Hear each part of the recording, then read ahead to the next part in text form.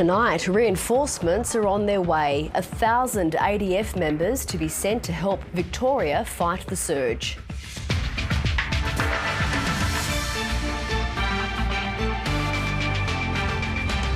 While in Sydney, a cluster of cases linked to a hotel southwest of the city. A Darwin scheme encouraging people to buy local during the pandemic being extended across the territory. And the death of a Territory political giant, remembering the man affectionately known as Jack.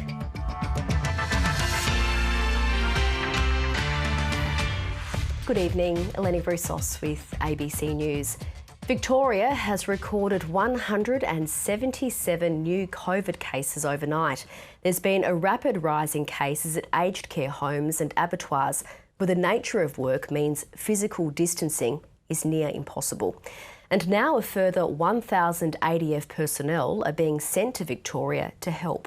Richard Willingham begins our coverage. It was a slow journey for those trying to drive out of Australia's COVID hotspot. What is your reason for leaving the restricted area? Heading to Torquay, we've got a building job up there, renovation. Yep. Police have conducted 40,000 highway checks since the lockdown began. Overnight, 133 people were fined for holding gatherings and travelling outside Melbourne. You will get caught and you will be fined. COVID-19 continues its spread. 177 new cases today, the smallest increase for days, but it's no time to celebrate. I'm not going to be complacent about today's number. It's great that it's lower than our peak, but it may not be our peak yet. In a troubling trend, the virus is infecting aged care homes. Here at Menarok Life Aged Care in Essendon, there are now 26 cases. At the Glendale Aged Care Home in Werribee, there are 13 cases. At Estia Centre in Ardea, 13 cases. And at Japara Aged Care in Windsor, 2 cases. There's also a high concentration among meat workers, 12 positives at Somerville Retail Services and 5 at JBS Abattoir. Just like internationally, the second wave has swamped lower paid and insecure workers. Communities who have lower degrees of access to the health system, that we see COVID-19 exposes those inequalities and we see significant issues with access to testing or uptake of testing that's on offer. Workers shouldn't have to make the choice between going to work or putting food on the table. What we need right now is national paid pandemic leave. Hundreds of people have already applied for $1,500 hardship payments. 102 of them have been paid. It really is critically important not to come to work even with the mildest of symptoms. Face masks are now required for Melbourne aged care staff by order of the federal government, who are providing 5 million masks as well as 1,000 extra boots on the ground. This is to protect Victorians, to help contain the virus. Also helping to protect the state's doctors and nurses, tests for elective surgery patients a week before they are due to go under the knife. It's a sign the message might be getting through. Streets like this are certainly a lot quieter, but some people are still holding illegal gatherings. And there's a warning from the Premier that if we don't adhere to the rules, then there may be tougher restrictions imposed on our lives. And as he says, the power to stop that is in our hands. Richard Willingham, ABC News, Melbourne. There are disturbing signs that the COVID resurgence has reached the heart of Sydney, with the Star Casino customer testing positive. And the coronavirus cluster linked to a hotel in southwest Sydney continues to grow. Not just a place for locals to gather, but the point where countless travellers meet. The Crossroads Hotel is at the centre of a growing cluster. This is called the Crossroads Hotel for a reason. It is on a popular route. For the 4th day in a row, hundreds queued to be swabbed at a makeshift testing clinic in the pub's car park. And from here, they're headed straight home to self-isolate. That's it, we're just stuck here in prison. Maria says the Crossroads tried to socially distance customers, but didn't take the names and numbers of everyone entering. When you first come in, they don't sort of ask you the questions that everybody else does. Have you been to Melbourne? Have you been to, have you come back from overseas? Have you been in contact with anyone with COVID? That's a concern, but that will be part of the investigation. Also among those self-isolating, the Bulldogs' Jake Avarillo, whose parents went to the pub. And Avarillo takes it upon himself and they get a consolation try. And Labor's Anne Stanley. We know the virus is virulent, we know it's easily spread. And it's even struck the Defence Force. A dozen personnel who attended the crossroads before being sent south for the border operation are now awaiting their test results. Outside this outbreak, 2 New South Wales residents have also tested positive after returning from Victoria. Including that pair, authorities say people with the virus visited more than 10 other venues while they were potentially infectious. They include the Star City Casino, which has been fined $5,000 for letting patrons mingle on Saturday night. The Picton Hotel, where a pop-up testing clinic will be set up tomorrow. Planet Fitness Kashula, just 500 metres from the crossroads. The Merimbula RSL on the south coast, plus the Waterfront Cafe, also in the town. New South Wales Health urges anyone who attended these venues at these times to watch for any COVID symptoms. Officials are still searching for patient 0 of the Crossroads cluster. Jessie Dorset, ABC News, Sydney. There's still only one main cluster in New South Wales, but as the Melbourne outbreak has taught us, it doesn't take much to lose control. Here's the ABC's analyst Casey Briggs. Victoria dropped back to the high 100s today. Definitely a welcome sight, but testing rates were also down. The percentage of tests coming back positive in Victoria was roughly in the same ballpark as it was yesterday. Hopefully now we're through the weekend, we'll see testing numbers go up again. Victoria also saw a big increase today in the number of cases with unknown transmission source, community transmissions, 79 more of them today.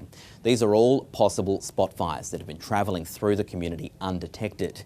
Now that everyone is staying at home though, most of them should be extinguished, but there are a long list of cases that will require more attention. Those in aged care, those in hospitals and healthcare workers, and those in workplaces.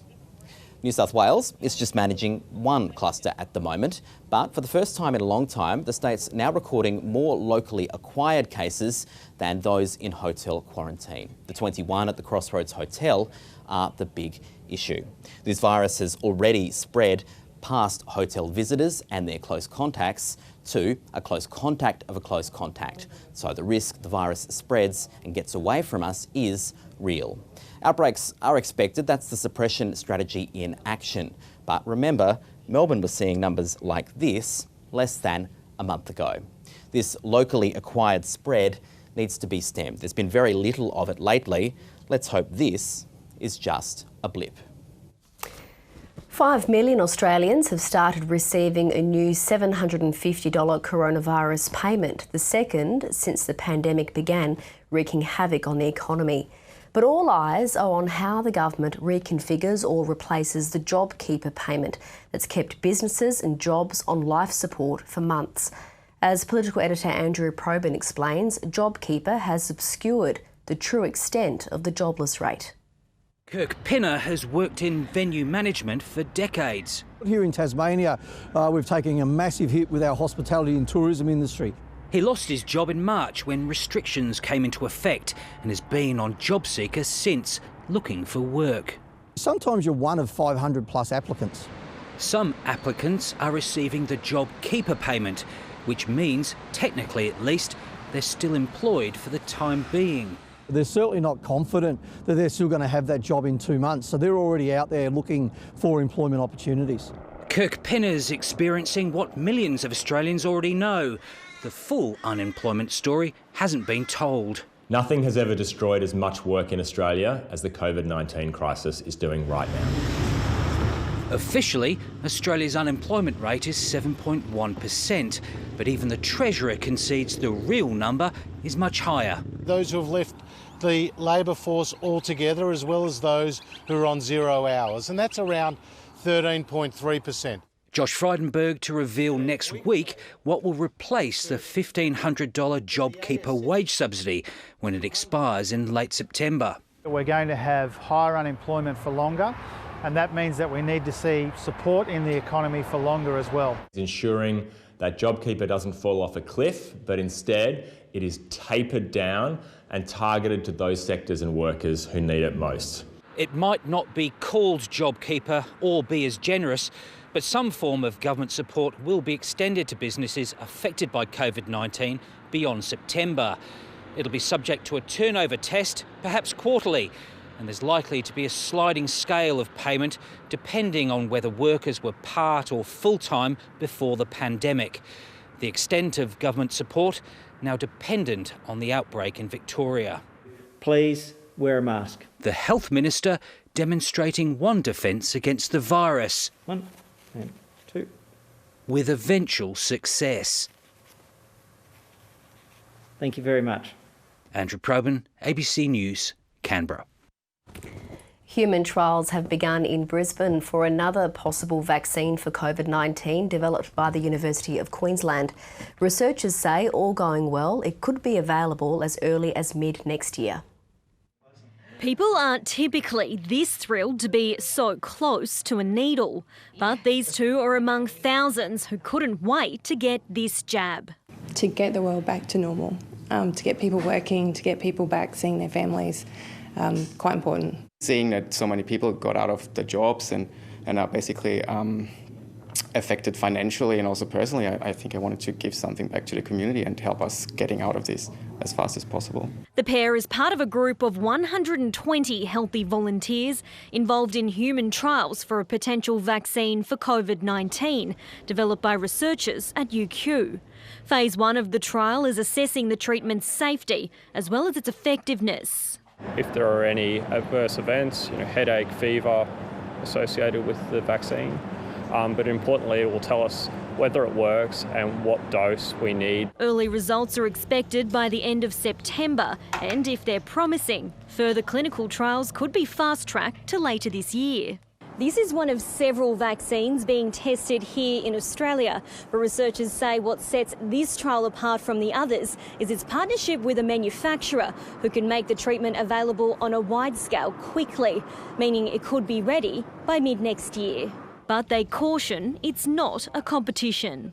The world shouldn't be looking at one vaccine making the end of this race. I mean, the objective is that we have at least maybe even half a dozen different vaccines. A thumbs up to helping save lives. Talissa Saganto, ABC News, Brisbane. And a scheme which is helping businesses survive these COVID times will soon be rolled out across the Northern Territory. Councils will be offering discount vouchers, a scheme which has already proved successful in Darwin in stimulating the local economy. The Darwin Council's discount voucher scheme lured in a lot of shoppers. Now the NT government is spending $1 million expanding the program to the whole territory. This is a job saver. We want to make sure we do everything possible to keep Territorians working and to make sure that we are keeping people in jobs. The My Darwin scheme is an online platform giving shoppers discounts to more than 350 local businesses. It exhausted its original $300,000 budget in just a fortnight. The fact that generates for every dollar that the consumer will spend generates about $6 worth of business. It's incredible. People that weren't aware, let them know at the counter that it's on, and they were instant. They were signing up straight away. And everyone loves a bit of free money. Councils can now apply for up to $200,000 from the NT government as long as they match the funding. They'll also get access to the original scheme's software and support from government staff. We developed the system in-house and we're very, very pleased now to be able to offer it to all councils in the Northern Territory for free. The only thing they have to do is just to rebrand it. We'll make our department Small Business Champions available if they need them to help businesses register, to make sure businesses actually get in, and that's probably the important thing when it comes to timing. The scheme's rollout time will be up to individual councils, with Darwin's expecting to do so this week. The Alice Springs Council will need to discuss the program at its next meeting, but its mayor has welcomed the news. But it's a very good offer, a genuine offer, and I think that small business will really appreciate it. Stimulus packages help our small businesses work their way through this pandemic. Giving business a break to help them through tough times. Cameron Gooley, ABC News. He had a big presence, whether it be on the sporting field or simply sitting in Northern Territory Parliament. John Arkitt, affectionately known as Jack, died overnight at the age of 69. Kate Carter looks back on the life of a versatile character who was never afraid to speak his mind. In a speech in 2002, Jack Arkitt said he never imagined a barefooted ratbag brought up in the Parap camp could ever have ended up in Parliament. But Jack Arkitt was no ordinary kid. Born in Alice Springs in July 1950, Jack Arkitt was a promising sportsman. He moved to Darwin at the age of 4 and went on to head various Indigenous bodies, including 6 years at the helm of the Northern Land Council. But politics beckoned, and in 1995, Jack Arkitt was elected the Labor member for Arnhem. Then, after Labor's shock election win in 2001, Jack Arkitt became one of only a handful of Aboriginal government ministers in the country. He must be remembered for leading Aboriginal people, leading the issues for Aboriginal people at a time when that was really difficult. And it was difficult here in the 80s and 90s. And Jack took that mantle and he led well. He tried to bring changes to his people and attracted controversy in March 2002 for his landmark speech to Parliament, where he spoke of the near impossibility of finding a functional Aboriginal community anywhere in the Northern Territory. And he admitted a sense of shame at the conduct of some of his own people. I feel very embarrassed as an Aboriginal leader to go to these shops and to see our people that are intoxicated. But still, Jack Arkitt continued to call it as he saw it, even if it did land him in hot water. In 2004, he was hit with a defamation suit for comments about millionaire property developer Warren Anderson. Let me wander north to the heart. His love of music saw him join forces with a political foe to pay tribute to one of the greats of country music. Jack was a giant and he was a fighter. When I heard the news he was going into hospital yesterday, I genuinely thought that he wasn't going to come back out again. He had a wisdom and a thoughtfulness that as a fellow politician and colleague I valued very highly. And of course, we all valued his sense of humour, which was terrific, and his cooking of magpie goose curry, which was excellent. A long-time friend, Chips McAnulty, says Jack Arkitt would often return to Alice Springs, especially for the Masters Games. He's a bit beyond playing Aussie rules by that stage, but he excelled in darts and pool. And he was a fanatical Darwin Buffalo supporter. He came down to watch a game for his beloved side at the Gardens Hill Oval, and he saw something, God knows what, that he reckoned the umpire had done wrong. And he just started yelling at the ump and then suddenly realised, oh God, I'm the sports minister. I can't do that anymore.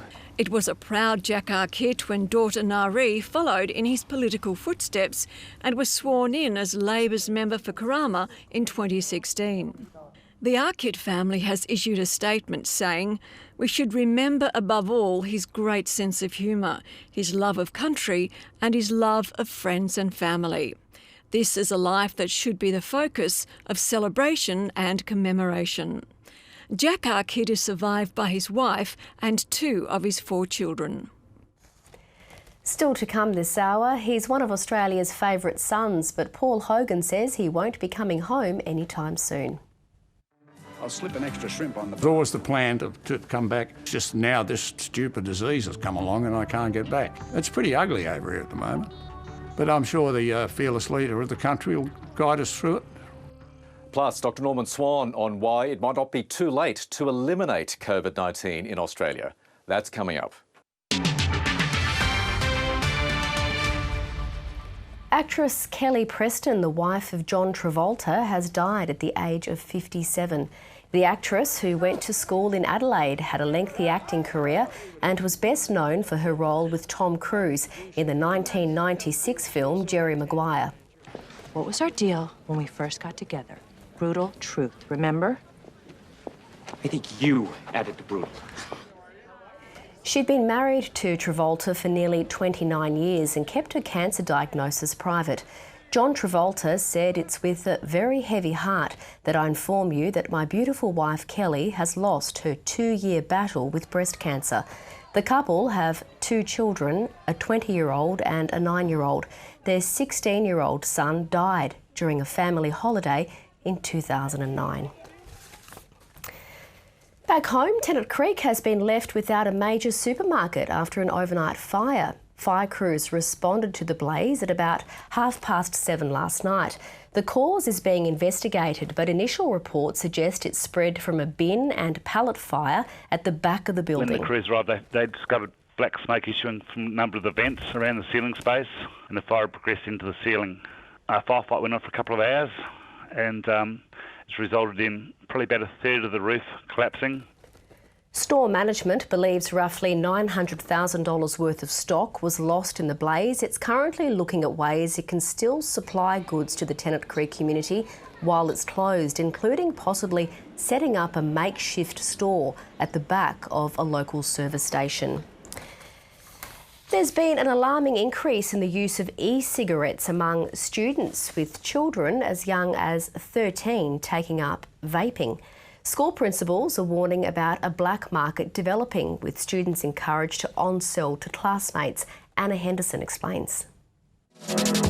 Highly addictive and now an emerging issue in the schoolyard. We're getting reports of kids as young as year 8, so 13-year-olds, who are engaging in this behaviour.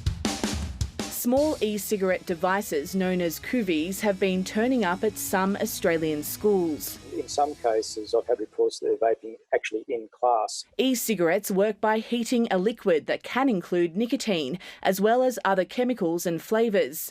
The liquid is then inhaled and creates a vapour which the user breathes out. Vaping is harmful, it's dangerous, and as we've seen in these recent reports, it is a known and widely published gateway into smoking. It normalises smoking-like behaviours. It's illegal to sell the devices in Australia, but they can be imported, leading to a black market operating in some areas. It's not much different from kids selling drugs in the playground. The government is promising to crack down. Any attempt to market e-cigarettes to children, whether it's nicotine-based or non-nicotine-based, is despicable. The federal government had planned to ban the import of e-cigarettes from the start of this month, but that's now been delayed until next year. The Australian Medical Association says that was a mistake and that imports should stop immediately to send a message about the damage these products cause. Anna Henderson, ABC News, Canberra. To finance now, and both the local share market and the Australian dollar moved higher today. Here's Alan Kohler. Today's solid near 1% rise was led by blue chips like Commonwealth Bank, BHP, Macquarie, AGL and Treasury Wine Estates. But these days, everyone in the market is agog at the 4 buy now, pay later firms, which have been jumping around like fleas. Today it was Sezzle's turn, up 22%. With Zip and Split It also up around 5%, while sector leader Afterpay had a rest. Here's a chart of their aggregate market value versus their aggregate losses.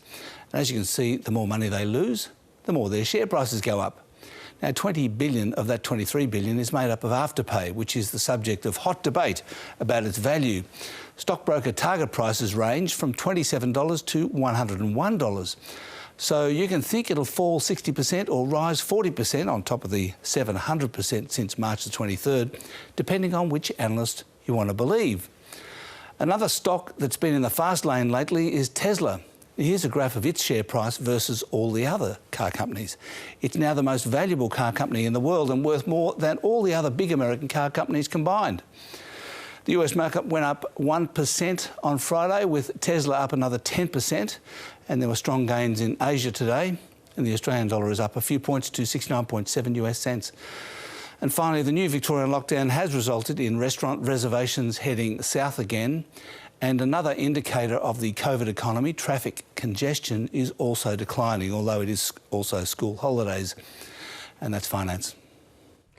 2 NRL debutants have been stood down for breaching the league's coronavirus protocols. Penrith's Charlie Staines hosted 10 people at his house on Saturday night after he scored 4 tries in his first NRL game against Cronulla. The Panthers have described the 19-year-old's action as incredibly naive, given they're only allowed 5 people in their homes at a time. Parramatta's Stefano Utoikamano hugged fans and family members in the stands after his side's win over the Newcastle Knights last night. The NRL will meet tonight to determine how they'll be sanctioned. It was the passenger jet that ushered in a new era of international travel.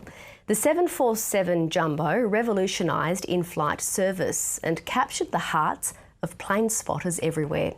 After almost 50 years, that era is coming to an end, with Australia's last 747 on a farewell tour to retirement.